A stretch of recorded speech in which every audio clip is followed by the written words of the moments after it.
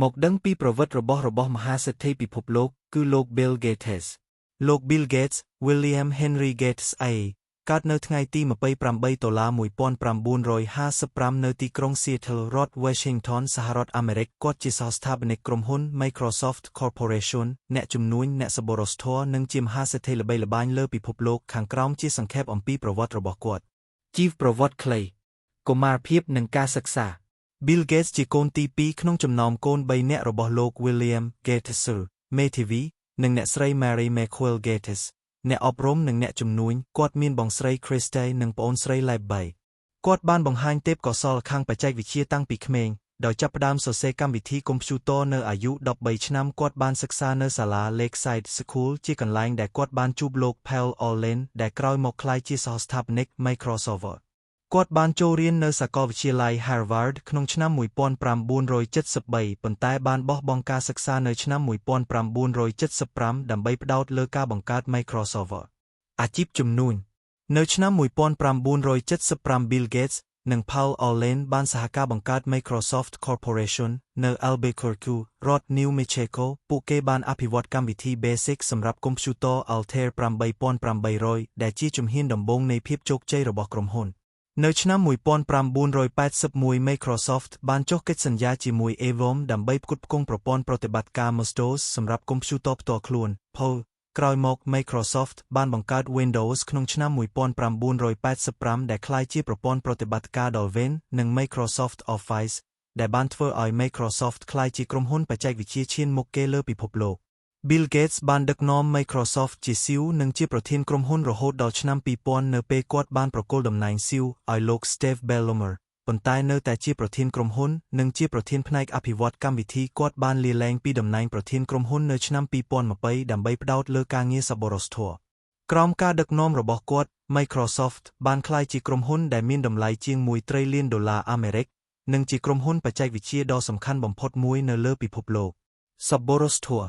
នៅឆ្នាំ 2000 Bill និងភរិយារបស់គាត់លោកស្រី Melinda Gates បានបង្កើត Bill & Melinda Gates Foundation ដែលជាអង្គការសប្បុរសធម៌ឯកជនធំជាងគេលើពិភពលោកដោយផ្ដោតលើការលើកកម្ពស់សុខភាពការអប់រំនិងការប្រយុទ្ធប្រឆាំងនឹងភាពក្រីក្រនៅទូទាំងពិភពលោក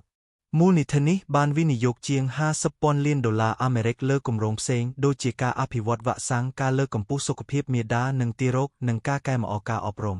គាត់ក៏ជាអ្នកផ្ដួចផ្ដើម The Giving Pledge ជាមួយលោក Warren Buffett ក្នុងឆ្នាំ 2010 ដែលលើកទឹកចិត្តឲ្យមហាសេដ្ឋីបរិច្ចាគទ្រព្យសម្បត្តិភាគច្រើនរបស់ពួកគេដើម្បីសប្បុរសធម៌ជីវិតគ្រួសារ Bill Gates បានរៀបការជាមួយលោកស្រី Melinda French ក្នុងឆ្នាំ 1994 ហើយពួកគេមានកូន3នាក់ Jennifer, Rory និង Paul B នៅឆ្នាំ 2021 ពួកគេបានប្រកាសលែងលះគ្នាបន្ទាប់ពីអាពាហ៍ពិពាហ៍27 ឆ្នាំប៉ុន្តែនៅតែបន្តធ្វើការរួមគ្នានៅក្នុងមូលនិធិ Bill & Melinda Gates Foundation ទ្រព្យសម្បត្តិគិតត្រឹមឆ្នាំ 2025 Bill Gates ត្រូវបានចាត់ទុកជាមហាសេដ្ឋីម្នាក់ក្នុងចំណោមមហាសេដ្ឋីកំពូលទាំង10នៅលើពិភពលោកជាមួយនឹងទ្រព្យសម្បត្តិសុទ្ធប្រមាណជាង$130,000 លានអាមេរិកតាមទស្សនាវដ្តី Forbes ទ្រព្យសម្បត្តិរបស់គាត់ភាគច្រើនមកពីភាគហ៊ុននៅ Microsoft និងការវិនិយោគផ្សេងតាមរយៈក្រុមហ៊ុន Cascade Investment របស់គាត់ភាពចម្រូងចម្រាសនិងកេរដំណែល Bill Gates ត្រូវបានគេសរសើរចំពោះការបដិញ្ញាចិត្តរបស់គាត់ចំពោះសប្បុរសធម៌និងការជួយផ្លាស់ប្ដូរជីវិតមនុស្សរាប់លាននាក់តាមរយៈមូលនិធិរបស់គាត់ទោះជាយ៉ាងណាគាត់ក៏បានរងការរិះគន់ផងដែរជាពិសេសទាក់ទងនឹងឥទ្ធិពលដ៏ធំរបស់មូលនិធិរបស់គាត់លើគោលនយោបាយសុខភាពសកលនិងទំនាក់ទំនងរបស់គាត់ជាមួយបុគ្គលចម្រូងចម្រាសដូចជា Jeffrey Epstein ក្នុងអំឡុងជំងឺរាតត្បាត COVID-19 គាត់បានជួបនឹងទ្រឹស្ដីសំគំនិតជាច្រើនដែលចោទប្រកាន់គាត់ថាមានរបៀបវារៈលាក់កំបាំងតាមរយៈការគាំទ្រវ៉ាក់សាំងដែលគាត់បានបដិសេធយ៉ាងដាច់អហង្ការសៀវភៅនិងឥទ្ធិពល